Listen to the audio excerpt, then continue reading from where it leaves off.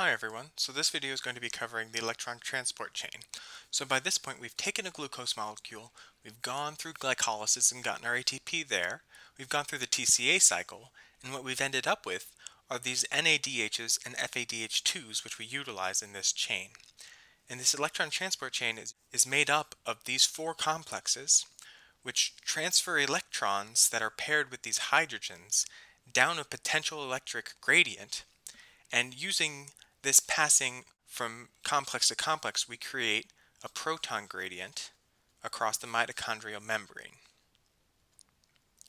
So what does the overall formula for this look like? Well, the end result is actually water. So we have our four hydrogens, and we have the four paired electrons that go with the hydrogens, and we're adding, the end result is the addition of this oxygen here, so we add in the oxygen, and then this gives us 2 molecules of water. So what we're really looking for is this proton gradient. And what does this get us? Well, with any gradient, it wants to return back to its base level. So with hydrogens being pumped outside of the mitochondrial matrix, that means they want to get back in. And as sort of acting as a toll booth there is complex 5. And complex 5 is also known as ATP synthase.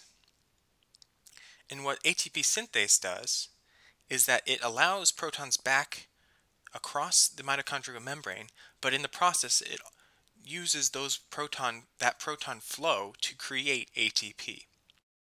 So for each step in this chain, you will get varying amounts of hydrogen which can be utilized to make ATP. So for instance, complex 1 is actually responsible for the creation of roughly 1 ATP alone. And that isn't to say that complex 1 creates the ATP, it's simply that the amount of protons pushed across the gradient by complex 1 will result in the creation of 1 ATP. Now, complex 3 is responsible for only half that at 0.5 ATP. And finally, complex 4 is going to be responsible for 1 ATP as well. And as you can see, we get more utility out of using an NADH than we do out of an FADH, because complex 2 doesn't produce any protons that go across the mitochondrial membrane. So now that we've seen the chain in its entirety, what else can we know about it? Well, it turns out that specific drugs can act on different parts of this chain. For instance, certain drugs such as rotenone can block the first step of this pathway.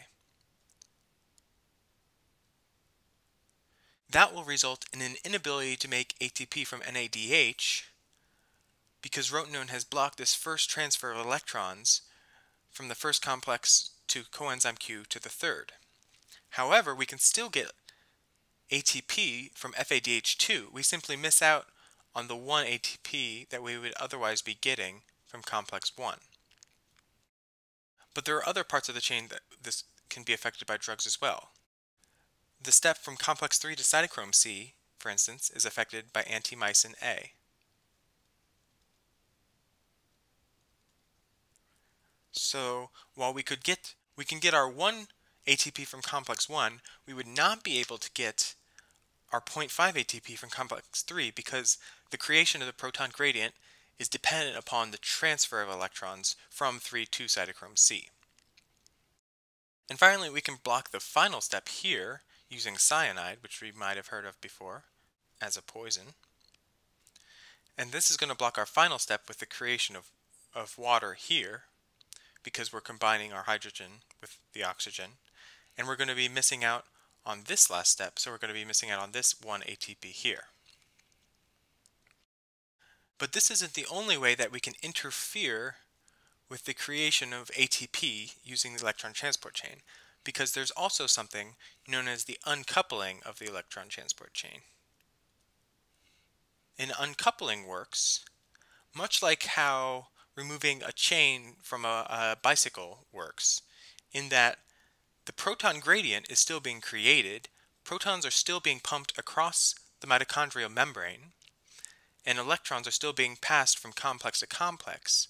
But what happens is, in the case of, say, DNP poisoning, which stands for dinitrophenol, is that holes are made in the mitochondrial membrane that allow for hydrogens to pass through regardless of whether or not there's a complex 5 in the way. And this essentially defeats the purpose of creating the gradient in the first place, because we can't maintain that gradient such that the ATP synthase can use the gradient to form ATP. So what happens is, instead of creating ATP, the energy produced by the creation of the gradient ends up being released as heat. So in the case of DNP being ingested, a person's body temperature will increase drastically. And there are other drugs that do this as well. One such example is dicumarol. Simply because these two are poisonous doesn't mean that all uncoupling is bad, because uncoupling is also a process found in brown fat. Brown fat exists specifically to help us regulate our body temperature if we're cold. And it also assists in weight loss because we are expending a bunch of energy, but we aren't necessarily utilizing it in any way. We're just releasing it as heat.